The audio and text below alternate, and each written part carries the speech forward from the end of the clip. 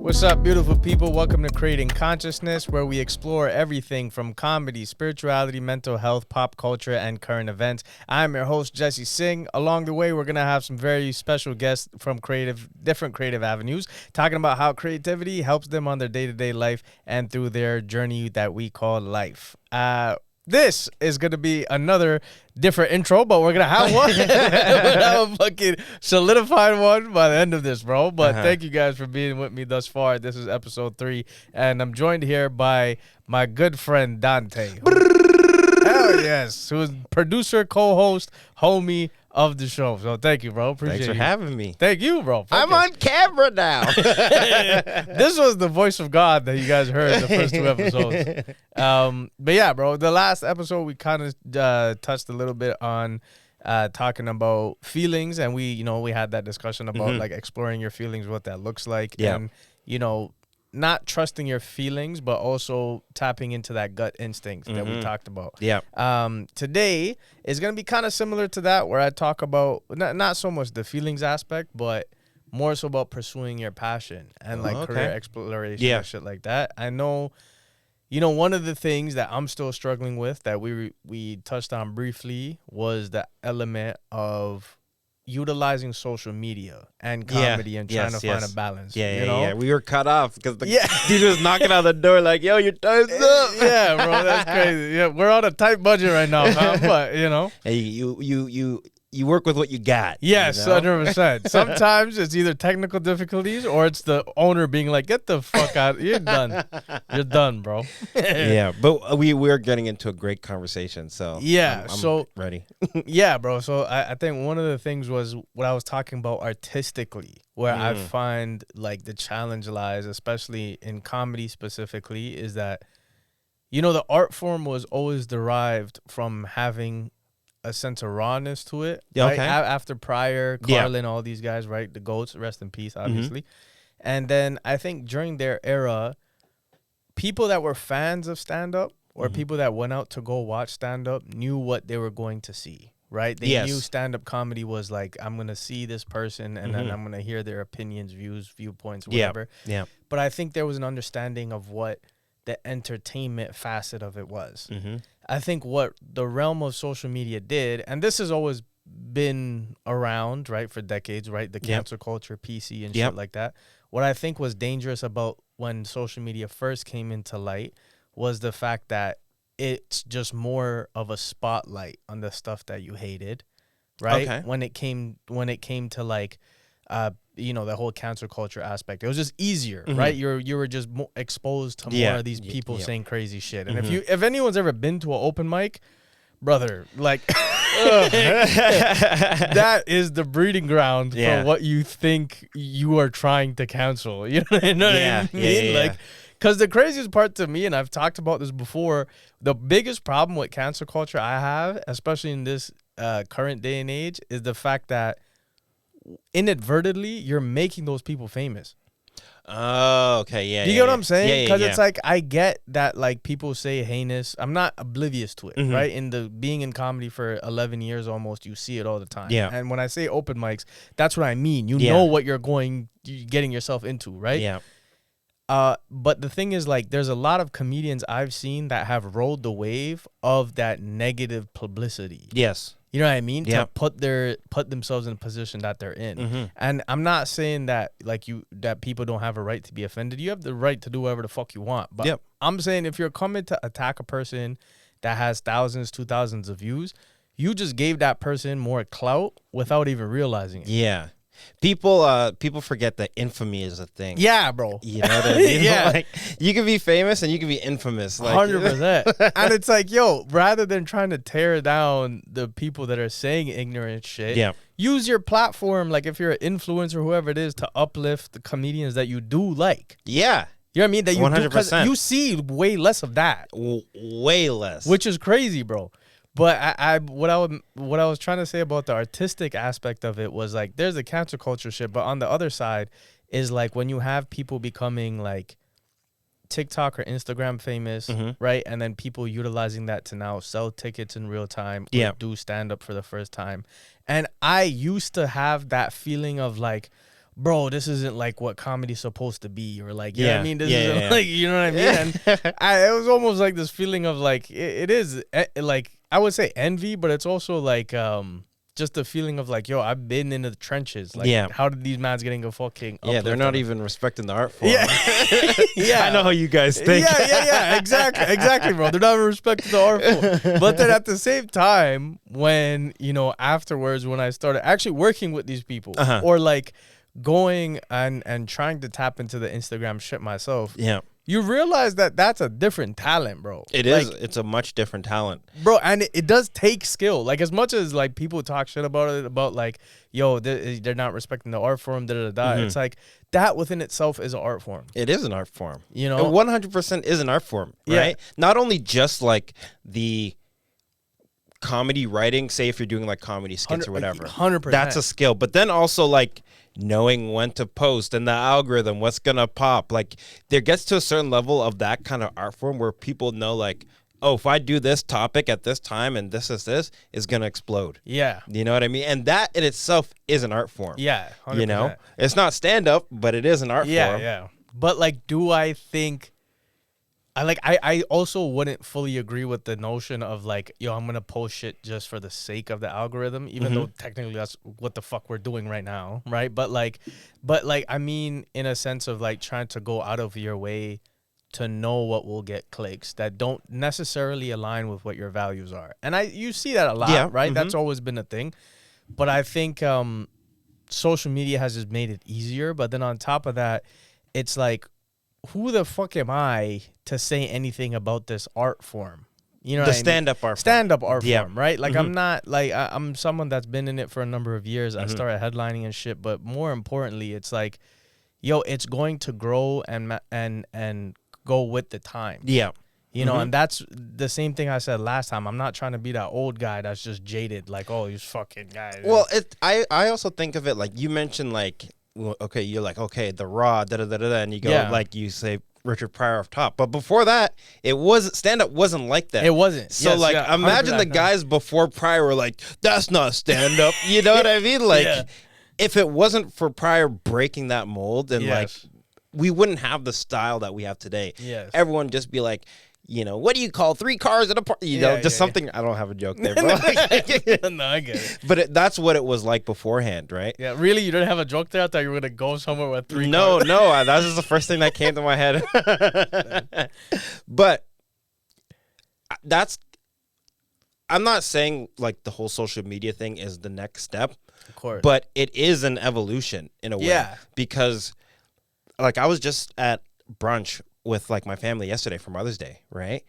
And my family members were like asking like, oh, like, so do you do crowd work and this and that, and do you post clips? I'm like, no. They're like, whoa, why not? I'm like, that's not what I do right now. But that's what they think stand-up is. 100%. Because that's what's being shown on the algorithms. Yeah. And I had to explain, like, the reason you're seeing crowd work is because no one's going to post their good material unless it's like a proper recording and or it's a special, then that's the time to post it. Yeah. But like at open mics and regular stuff, like, you're not going to be posting that stuff. You can't, you know what I mean? So people think that stand-up is just crowd work. So the whole perception is kind of changed to the general masses. But to 100%. Like people like us who are in the trenches, like really going out to these open mics, like people don't understand how much of the trenches open mics are. Yeah. You know what I mean? Like, it's like, dog, it's dark in there. Yeah, bro. And you guys think you're trying to cancel people from saying crazy shit. Yeah. If you want to see what real crazy is. Yeah. Because that's the thing, bro.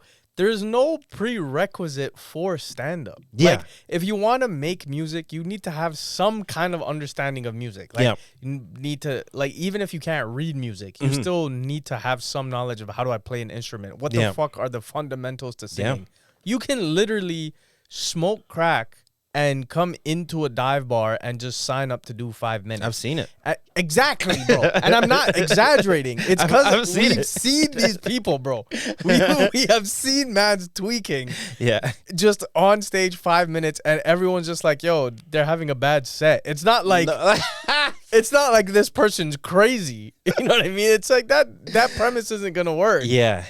Or I'll say this though, because maybe sometimes they do have a good premise, right? And I do think there's like that is true. It's a good premise, but they're not skilled enough for it yet, or mentally there. But that's part of the skill. yeah, fair enough. You know what I mean? Like they have like the ideas there, but either they can't focus or they don't have like they can't explore it enough. And I even feel that way for some of the jokes that I have. 100%. Where I'm like, this is such a good joke, but like I'm not there yet to explore where it can be like a level 10 joke. Yeah, you know what I mean? No, bro, I still have those, you know what I mean, feelings where it's like, I know this could work. And I don't know if this has ever happened to you. The fucking worst, I guess it's like a bittersweet feeling. Okay. But I've had moments where like I've sat on a premise for months and I'm like, bro, I know this could work. And then I see like a bigger comedian or like someone else do the same premise, and do it well. Yeah. And you're like, a part of me is like, fuck, bro. Like, I wish I could have got there because I knew what this joke was. But then another part of you is like, well, at least I'm thinking in the right direction. Because, like, obviously, if this person's in a higher level and they're able to come up with this and say something, then, like, I must be thinking in the right direction. Yeah, I agree. But you did mention that you sat on it. So you didn't act upon that idea, or were you working on it? You're working on it. Okay, you're trying to workshop it. You just don't find where to lead it to, you know. Well, no, I do think that's still good that you're like, I like, this is kind of my own like spiritual belief, but like I do think we tap into ideas, or ideas find us. 100%, right? So if an idea is like, oh, I think that guy is good for this idea, the idea will go to you. Yeah. And then it'll go to other people the idea thinks it's good to like express it. Yeah. Bro, you know what's crazy that you say that? That was actually going to be what I was going to say just after that was I've seen like, I'm sure you've seen this too, where you see other comedians have premises or ideas that you think are funny. And then like you might give them a tag or a punchline. Like so that's just a normal thing, right? Like that's the other thing the myth I wanted to debunk was that when people talk about like certain comedians having writers or some shit and they think it's like, yo, that's like such a terrible thing. They think there's like ghostwriters or like they're not doing their own material. Yeah. Like majority of the time, that's not what writing means. Like a lot of the time when comedians are writing for specials, they'll sit down, they'll do this. Yeah. They'll literally talk with their friends and pitch them an idea. And if someone just gives you a punchline or says, yo, maybe you could word this differently, that's writing. Yeah. That's someone writing for you. 100%. It's not writing, like, doesn't mean that they have to write everything verbatim. Like, even if they just, like, talk shit and because if they give you a premise, that's like a whole new branch that you can explore that you would have never have explored. Yeah, bro. Right. So like that's part of writing, especially in comedy. Yeah, 100%. Where it's like, oh, you know what? I never thought about it. Let's go explore that. Yeah, that pathway. Even being on a podcast or driving to a gig, and if you talk shit in a car. Yep. They're like, this has happened many times where like you would just be talking shit with your boys, and then someone would hear something funny, and they're like, yo, I'm gonna use that. Yeah. You know what I mean? They'll just be like, I call it dibs. Like, you know what I mean? It's like, first one to notice it's funny, it's theirs. Yeah. Yeah, exactly. Yeah. But what I was meaning to, like, just to backtrack, what I was saying about the thing you were talking about, like being a vessel for an idea, is like, I've noticed that where comedians will have a premise or an idea that is really funny, but they just don't have a proper ending, and I'll think of the punchline and I'll give it to them, or vice versa. People have done that for me. But I think that's also because sometimes you hear something that someone says in your voice. Do you know what I mean? Like you'll hear a comedian go on stage and they'll do a premise that like sounds similar to how like your style of comedy is, and it's like it's new to them. Yeah, you know, and they have this like great idea, and this has happened to me too, because I find myself trying to venture into more topics that I wouldn't have done before that I'm still trying to find the funny in. Yeah. But, like, people have come up to me after and given me ideas, and it's like, yo, I didn't realize, but this was, like, you had this voice. Yeah. You know what I mean? I'm not copying you. I'm not taking your shit, but it's like, as you evolve, I think you also begin to venture into certain ideas, like you said, that are going with your growth, and some people might be already in that state. Yeah. As you were saying that, one thing that popped into my head is that, you know, you have to do comedy for a while to develop your voice in comedy. 100%. Right? So right now, when I have a joke idea, it's not even in my voice. Yeah. Right? Because I don't have like a voice. Yeah, I have a voice, but you know what I mean? Yeah, yeah. So it's just like, here's an idea. It's just words. Yeah. You know what I mean? But I'm sure when an idea comes to you, it's like in your cadence. 100%. Right? So like, I'm not at that level for someone's joke can show up in my voice because I haven't even got to that point yet. Bro. But I do think of ideas like, oh, okay, like this would be sick or funny. I mean, and it's funny you say that, bro, because like I think right now, even being like almost 11 years in, I think now I could confidently say I know what my voice is. Like I it's still always evolving, but again, I think before I was reciting my jokes. Yeah. Now it's like I know how to be myself. Yeah. And my jokes are just part of me as the performance. Yeah, that's having come back from LA. That's one thing that I've been trying to work on. Yeah. And not just recite the jokes, but like be the jokes. yeah, bro. You know what I mean? Because like before I would just like kind of say them. Yeah. Right? But now it's like, because like say when I'm talking with you or with anybody, my voice goes like this and I emphasize different things. Yeah. But I don't do that on stage, which is where I should be doing it. Yeah. You know? So like now that's what I'm trying to work on. And we'll see like, okay, like how does he actually emphasize, or how do I do this, or, you know, how do I... But bro, being conscious of it, I think is already incredible, right? Because you're already trying to be cognizant. Because sometimes, like I had to like learn that. You know, like learn like where my behaviors are coming from. Are they mine? Because sometimes you don't know, and sometimes you do it unconsciously. Yeah. Like, bro, I remember when Shane Gillis, when I first got introduced to him, for fucking months I was doing this the double hand mic, the fucking double hand mic, or his like when if he would say like a crazy punchline, he would like look at the crowd, like, right. Yeah, I know exactly what you're talking about. And it's like, bro, I didn't even know I was doing that. You know, until like I'm like, yo, why did I had to ask myself. I'm like, where the fuck did I start doing this from? And it was that. So I was actually that brings me to my next question. Like, I talked about this before, where it's like when I started comedy, it was just on the cusp of when social media was starting to become a thing, and then I would say it was like close to pre-pandemic. Like in the middle of the pandemic, when like Instagram really became the thing, like the hub for stand up. You know, and but let me ask you a question. Yeah. Because like, were you on YouTube back in the day at all? No. Well, see, and that's like I was on YouTube. Like stand up was kind of booming on YouTube. Yeah. But it wasn't like how it is on Instagram. But it wasn't the short form. That's what I'm saying. It was like just full on sets. Yeah. You know what I mean? Like people were dropping sets. Like I remember like one of my favorite sets to watch was Lavelle Crawford. Yeah. Oh fuck, he's so funny. So funny. Yeah. But like he did a show at like some like college. So it's like blurry, grainy 480p. You know what I mean? Just blurry footage. But I remember like I watched that so many times. Yeah. But that's like how I was watching stand up. Aside from like being on TV or whatever, and like, I mean, Netflix was kind of a place to watch stand up, but like not what it is now. Yeah, you know. So like I was watching it on YouTube, or like, you know, I had a whole bunch of Russell Peters tapes from Pacific Mall. Yeah, you know what I mean? But bro, but think about that though, because like you're watching stand up on YouTube as a stand up comedy fan, right? You're going out of your way to watch a full 10-minute, 20-minute special. Yeah.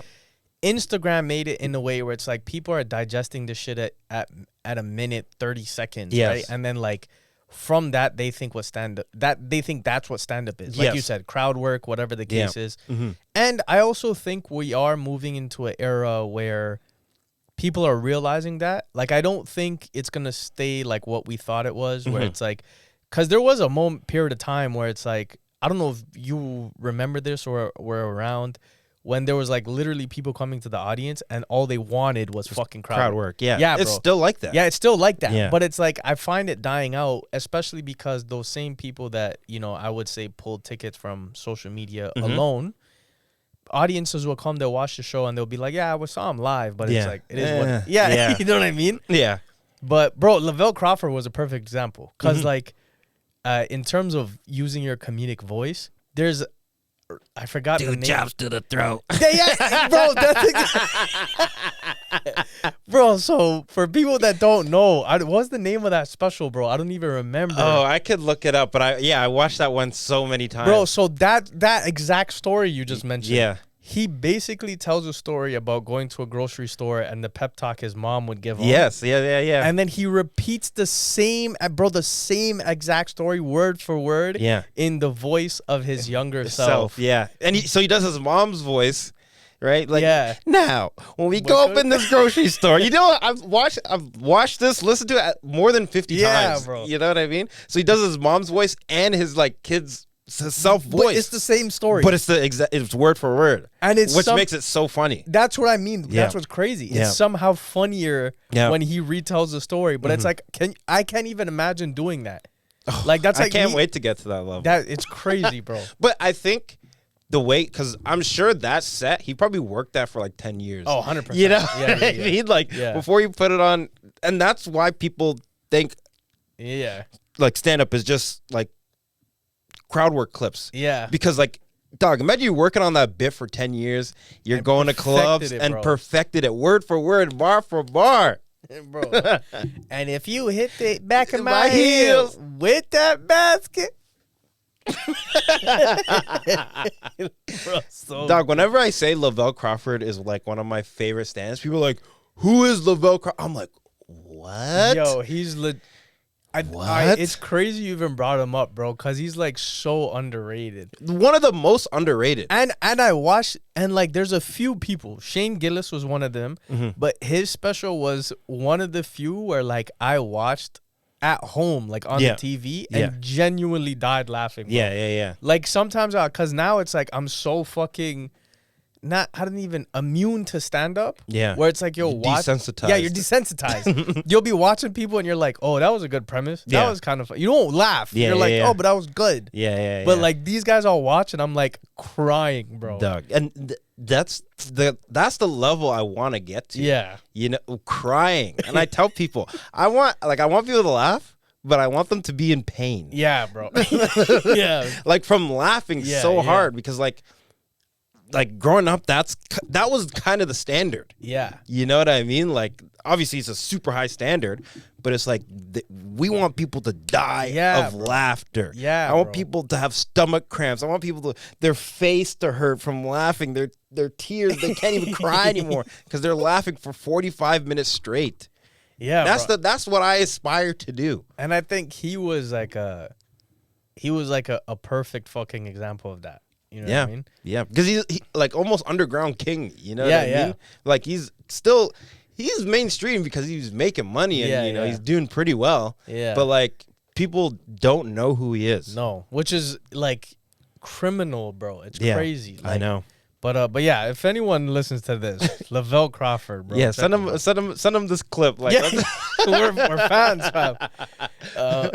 But yeah, bro. Actually, kind of pivoting off of that, because like you kind of mentioned this. So like, this is one thing I learned, and I still struggle with this a lot, which is like, especially being in Canadian comedy, Canadian entertainment. You hear this shit like all the time, where it's like there's a ceiling you hit.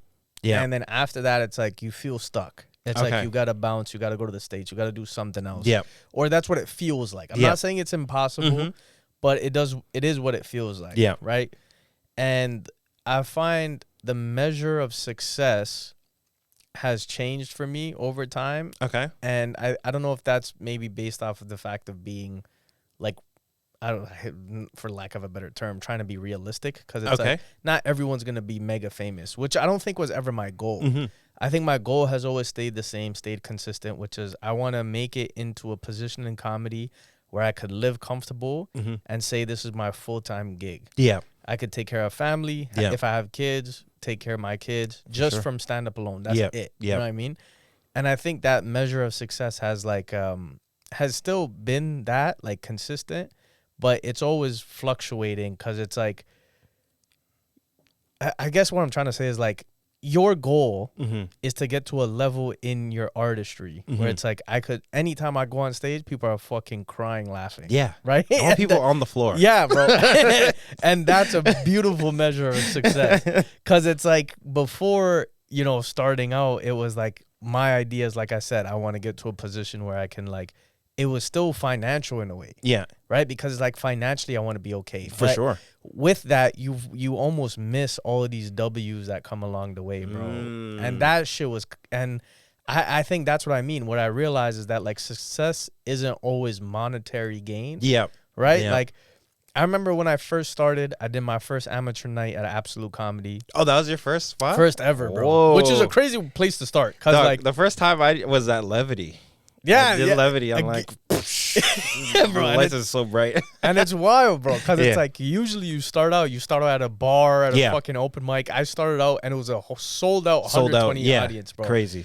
And the set went incredible. Yeah? Because like I think I was set up to win. Like I remember the host going up and they're like, "You're your first comic come to stage. Is this kid's first time. He's never performed. My boys were in the audience." Yeah. So like they kind of had a grace for me, and like I killed it. Okay. And then like I bombed for fucking 3 years after. Ate a dick every night, bro. It was brutal. Just chasing that dragon. Yeah. But I say that to say, I remember when I first started and I did my set there, I told myself like, yo, I want to headline this club one day. Yeah. And then I remember I did the competition. I came in second. Then I started doing weekend spots, hosting. Then I finally headlined it. And I'm now like a reoccurring headliner at the club. That's fire. But I remember when it first happened, it was kind of like, okay, what's next now? Yeah. Like, okay, sick. I did it. Whatever. Like, it wasn't even a moment of like, there was no feeling of I did it. Yeah. You know what I mean? It's like a moving goalpost. Yeah. Yeah, bro. And it was fucking brutal. And I remember it was brutal to me to think of after, because it's like I sat down and I was like, I wasn't contemplating quitting, but I gave myself this ultimatum after COVID, where it's like, after COVID had ended, I'm like, yo, I'm going to go as hard as I can for this shit for a year. I'm going to format my life to make sure this is my thing that I do full time. And if I don't see any movement from it, then I'm just going to start doing it less. Okay. It's not that I was going to leave altogether. I don't think I could. Yeah. Right? Like that's the addiction part of this. Yeah. Right? Is that like when you're in it, when you're still trying to crush like how you did at that first episode. Yeah. Yeah, bro. There's that feeling. And then there's like, every time you think of like, you know what, let me just like put up the jersey. It's whatever. I had a good run. You think of a new bit and you're like, let me just try this. I haven't got to that point yet, because I'm still relatively new. Yeah. Right? Like I would say realistically 3 years of grinding. Yeah. We'll say. Yeah. Right? And even then I'm like, I could be grinding even harder. Yeah, but bro, that's the problem though, right? That's always gonna be there. But I think like that in most things. Yeah, fair enough. Know? Yeah. Like, because I know how hard I work at things. Yeah. Right? But I know that if I do work that hard all the time, it's not sustainable. Yes. Right? Yeah. So like I'm like, okay, like let me just chill. let me focus on being more consistent than intense. Yes, bro. And that okay, and thank you for saying that. That's fucking I'm reading your notes from upside down.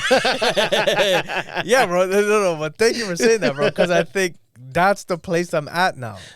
Because I remember this so fucking vividly, bro, because I had just came off hosting the contest week at Absolute Comedy. Okay. Which is like a full circle moment. It's like that's the competition that gave me the next level up. Yep. And now I'm hosting the same contest for newcomers. Yep. And I remember seeing these guys coming in. They're like nervous, bro. Like I remember the same feeling that they had at the time. And them like having this like, and I didn't want to say it to them, right? But there's this feeling of like, man, if I get this, my comedy career is gonna change, and it's like, it's not. No, you're not. I'm like, you're gonna be doing the same shit. I'm like, but I'm not gonna tell you that. Yeah. Right. But the thing that stuck with me was I remember like after the contest, people were coming up to me. The comics are being like, bro, this is dope. Like I've been watching your shit. Like you're so funny. I've been learning a lot. and like open micers coming up to me saying the same thing. And it's a weird feeling because in my head, I'm like, bro, I'm not shit yet. Yeah. Like, I'm nowhere where I want to be. But to them, I'm in the position that they're like dying for. Yeah. So it was like, and I made a joke too, because I remember one of them, like me trying to explain that to them. And then they're like, oh, that's crazy. Like, I thought this was it. Like, so like, you would, because I said something along the lines of, bro, I remember like hitting the mics with my boys and having the most fun, and it's like now it just feels like I'm on the road by myself. You know, people, you know how many artists, rappers, whatever, they talk about the grind in the beginning is what they yearned for. Yeah, like, bro, yeah, and I said that, and I remember they're like, oh, that's crazy. So you would want to be where we are? I'm like, absolutely. Hell no. I'm like, fuck no. What the? I never said all that. Suck. I'm like, I missed the shit. I'm not trying to go back to the fucking trenches. Are you out of your mind? But yeah, bro, it was just enlightening for me that moment. Yeah. Cause it's like, yo, you legit forget where you are sometimes. Yeah. Yeah. You know what I mean? And that's for me, once again, because I'm so like new in this art form. Yeah. Like, I'm making it a point to enjoy the grind that I'm on right now. Yes. Going to LA, going to Austin, 100%. You know, hitting the mics, bombing my ass off at Canvas Yeah. for like 10 weeks in a row. You know what I mean? Like, I'm just like smiling because I'm like, dog, once I make it, dude. Yeah, like, yeah, bro. It's like in your head, you're like, you don't even know what's coming. Yeah, bro. you don't even know. I'm not even my final form yet, dude. Yeah, bro. I'm just in the hyperbolic time chamber. Literally. Right but can't wait. Like, I can wait. Then goes back to like, you know, the intensity versus consistency thing for me, right? Because I'm taking a slower approach on purpose, right? Because I see like some of my peers that like kind of started the same. And they crash out.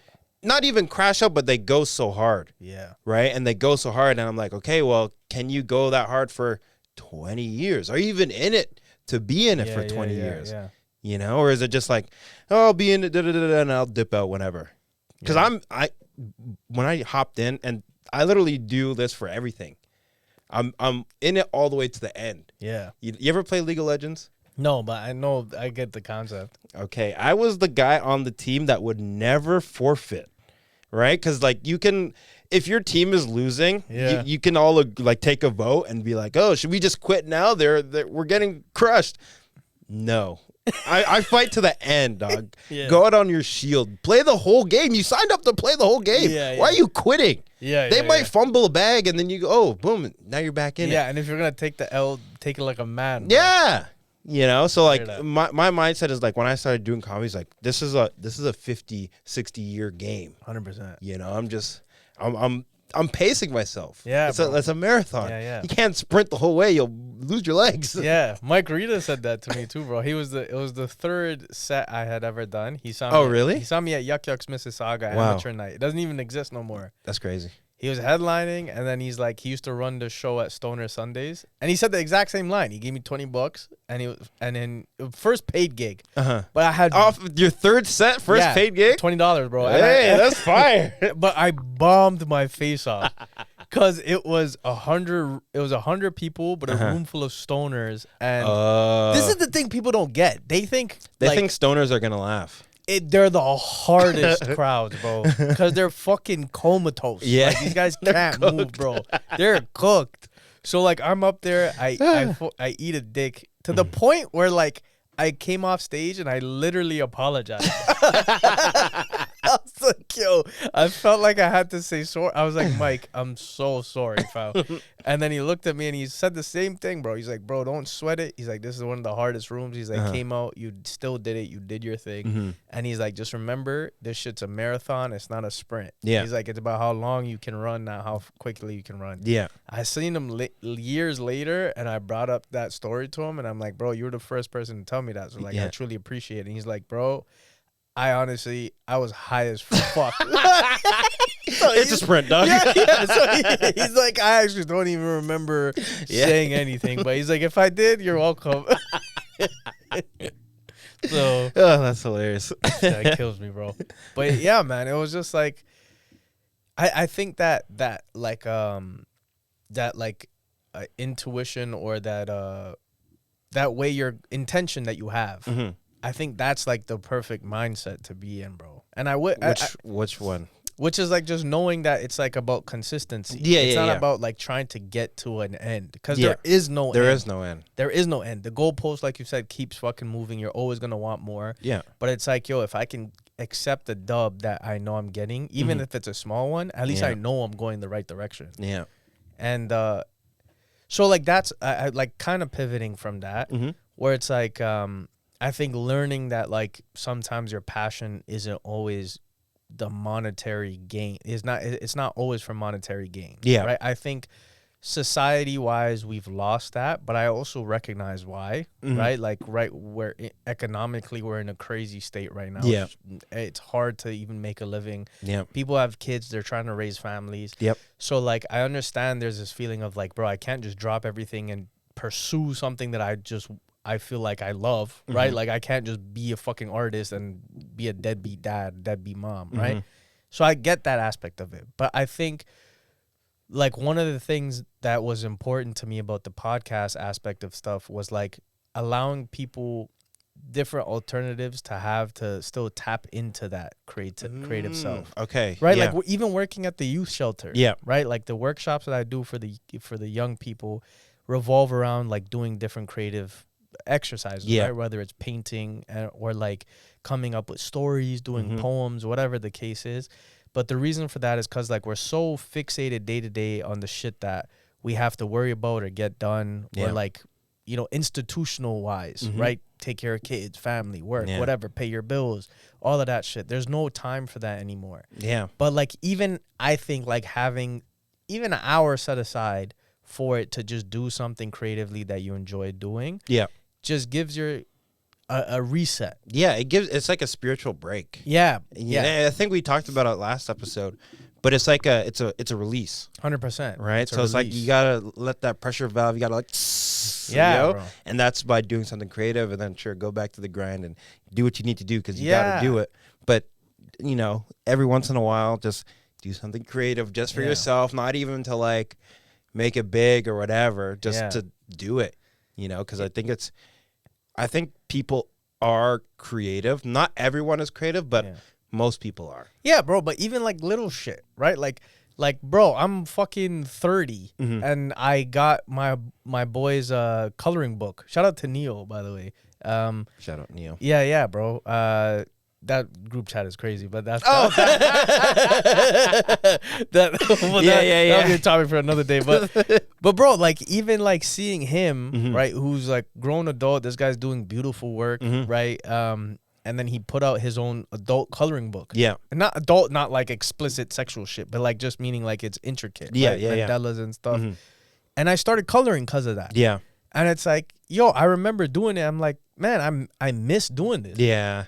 You know what I mean? It's like, bro, like instead of watching TV and shit, like just fucking color. Just on your stomach, kicking your legs. I just had you color. Yeah, bro, to have a little Minute Maid. Yeah, you know. But yeah, bro, even you gotta do things like that. Yeah, you know? Bro. And imagine like, cause like even when you're angry or you're feeling pissed off, like even just writing about it, and that's scientifically proven. Right, is that when you write shit with a pen, pencil, something with your hand, you remember it better, but 100%. Also you're like legit energetically just releasing an emotion. Interesting. You know, versus you just typing on a keyboard and shit.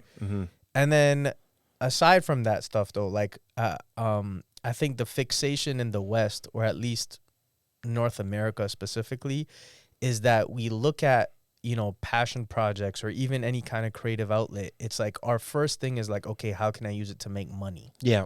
Right. Like even, bro, my own family. Like I remember when I started learning tabla, which is like a drum in like in Indian culture and stuff. You'll see it a lot in temples and stuff too. People use it for spiritual practice. And like, unfortunately, I haven't kept up with the practice. I still have it, so I might try to pick it up again. But But I remember wanting. You should bring it, and that'd be the intro music. Yeah. Ding, ding, ding. That's all I know. But fucking. You said hot cross buns. Yeah. Yeah, bro. But it's like stuff like that. Like I picked it up because I wanted to start learning because I always wanted to learn it. Yeah. And now it's like now I have the ability to as an adult. I have the money for it. Yep. I'm just gonna buy one. Yeah. And I remember the first thing my uncle asked me to. They're like, "Well, what are you gonna do with this?" Yeah. It's like, what do you mean, fam? I'm gonna fucking learn, bro. Yeah, like, yeah. But that's the immediate question, right? Yeah. It's like, 100%. what is gonna be a value? Yeah. What is gonna be a value when you come home, you pop a beer and you watch TV for 3 hours? There's no value in it. I know. Right? There's no value in none of that shit. So it's like, might as well do something else that you enjoy doing that is not consuming something. Mm-hmm. You know? 100%. I think I don't know what it is to where people.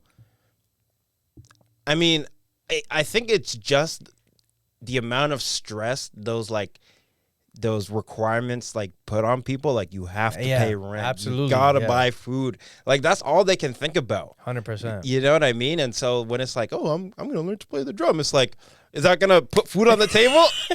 Yeah, exactly. You know, it's like, well, I gotta learn at first, but it's like, no, you don't have time to learn. Make money, like you know. And I think that also leads to like the whole Instagram stand-up thing, because like you just gotta make money right away. Yeah, and you know, it's like you don't even have time to get good at stand-up before you like just need to start making money. Yeah, you know. So I think people come at it like, I gotta make money. You know, how do I get people to buy stand-up tickets?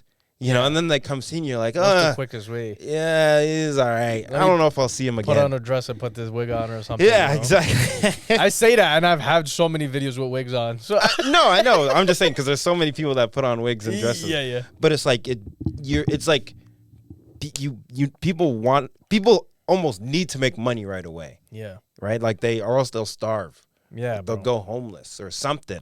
Right. So they're like, what's the quickest way to money? But that's not the quickest way to be good at stand-up. Yeah. Because it's a long road. Yeah, 100%. It takes over 10 years. But, like, even with the money aspect, right? Mm-hmm. Like, when we talk about that, I think... Because I get where the fear is coming from, mm-hmm. and I understand wholeheartedly where the sentiment is coming from. Because we grew up broke. So, like, I know what that feels like. Exactly. I deal with people that are literally homeless. Yeah. So, I see it on a day-to-day. Yeah. But, like, my thing is that if you can get to where you need to be without the unnecessary worry or stress to carry yourself there, mm-hmm. why not just do that? Like, if you're already fucked and you're already broke and you're trying to figure out ways to make money, you now being anxious of how to make money is not going to help you on your path to make money. Yeah. At least if you're giving yourself an hour to 2 hours to reset, you might actually be in a better headspace to learn how to make money. You know what I mean? It's like... It's that idea that Buddha had this analogy of the two arrows. You ever heard about this? No. It's like he talked about like suffering in life. Well, he says dukkha, but like dukkha in Sanskrit means like, it doesn't mean suffering per se, but like when they talk about suffering, they mean any inconvenience, frustration, obstacle in life. Like if you stub your toe, like resistance. Yes. Yeah, exactly. Resistance is a better word. Right? So it's like, if, say, for instance, you fall ill, you get sick. Yep. Right? The first arrow you're hit with is one that you can't control. You got sick. Yeah. You're sick now. You can't control that. Right? That's the first arrow. The second arrow is the one that you shoot yourself with. Dang. Where it's like, bro, now I'm sick. I can't get up. I can't go to work. I can't do this. It's like, bro, that second arrow, you just made your situation worse. Yeah. Right? It's like you already are broke. Yeah. So you're already fucking poor. Yeah. You know what I mean? So it's like, so stop worrying about it. Stop worrying about it. You worrying is not going to give you money, broke bitch. But it's like, yeah, bro, you're already you're broke. Yeah. You know what I mean? But it's like if I now take on this feeling of like, you know, putting myself in a worse state of mind. Yeah. It's harder to now get out of it. 100%. And I think that's, I guess, part of like a spiritual practice. 100%. Right? Because it's like, yeah, if that's all you can think about, it's not going to help you. No. Right? But you, like, how do you not only think about that? Yeah. You know, if that's, like, I was like, dog, if I just had like $1,000. If I had something, yeah. You know how many people think that? If I had $500, dog, that would solve everything. Yeah, fam. And then one car payment, it's all gone. You're like, fuck. But yeah, bro. Obviously, this is not to say like it's not difficult, it's not challenging. All that shit is valid, right? Like, it is. And it makes sense why people are going through what they're going through, why they're feeling what they're feeling. Mm-hmm. But I'm saying, like, just as a technique or experiment for yourself. Yeah. You know what I mean? Just even try it out. Yeah. Whatever it is. Like, and that's why I try not to put any restrictions even in my workshops. Like, even though I'm working with youth, like one of the practices or one of the exercises that we do is like, I'll ask them to like think of a moment, event, like, or even person, anything that brought them a sense of joy or things that brought them a feeling of happiness. Yeah. And depict it in any way they want. They can draw it, they can paint it, they can write a poem. One kid drew like a Christmas tree, and I was like, oh, what is this? He's like, you like Christmas? He's like, no, I just like smoking weed. But he's like, I don't know how to draw the leaf. He didn't know how to draw the nug? Yeah, so he just drew a leaf, and he drew a tree. So I was like, oh, that's lit. Yeah, like, you know what I mean? So it's lit like a Christmas tree. Yeah, exactly. It's lit like a Christmas tree. But it's like, even that, right? Like, even someone who has literally been through what we would see as the hardest period of life, living on the streets or having to go through all of the challenges that they did, they still had something. Yeah. Right? There's still that one thing that was like brought them back to grounding. And I explained it afterwards. I'm like, yo, this activity wasn't to make you guys just think positive or forget about your problems. I don't believe in that. I believe, like, if you have shit you're going through, you're supposed to feel it through, feel it all the way through. Yeah. Right? Don't repress it, don't ignore it. But it's like the idea of it is that when you are feeling overwhelmed, when you're in a state of mind where, you know, your actions and your thoughts are running rampant, you're going to be working from an impulsive place. But if you could give yourself some space to even just take a breather, your actions, your thoughts are much more clear and you can act more consciously. Yeah. So like the shit that you want to get done, if you want to work on how do I actually start making money again? How do I get myself out of this rut, this position, this hole? It's like pivot into a direction where it's like you can do things rather than just self-loathe. Yeah. You know, because that also is tricking your mind. It's like, I'm not doing anything, but it's like, if I'm painting, I'm doing something. Yeah. You know? Yeah. So. Yeah, because people will be like, oh, I'm not doing anything to make money, so technically I'm not doing anything. Yeah. You know? Yeah. But painting helps. Yeah, bro. So I guess we could leave on that. I guess some of the references I wanted to point out were, these aren't like scholarly texts, but there's this book, like this Japanese philosophy book called Ikigai, which kind of talks about that. Yeah, so are they familiar with it? Yeah. So there's like 4 main pillars. They talk about passion. They're circles. Yeah, they're circles. So like it's like a Venn diagram. Is that what it's called? Yeah, it's like a quad. It's like a quad Venn diagram. So it's like, you know, what you're good at, what the world needs, what you can get paid for, and then there's like what you live for, something like that. And then whatever's in the middle is what you're supposed to be doing. Exactly, bro. Yeah. I don't even need the notes. What's the 4th circle? I forget. So there's passion, which is what you love. Yeah. There's mission, which is what the world needs. Yep. And then there's what you can be paid for. Yep. And then finally, profession, which just means what you're good at. So like, what is it that you're good at? What can balance and encompass all of these in the middle? Yeah.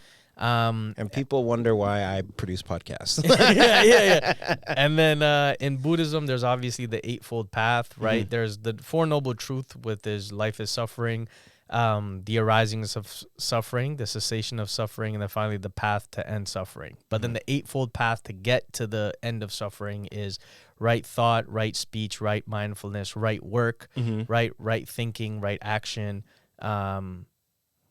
I forgot the last 2.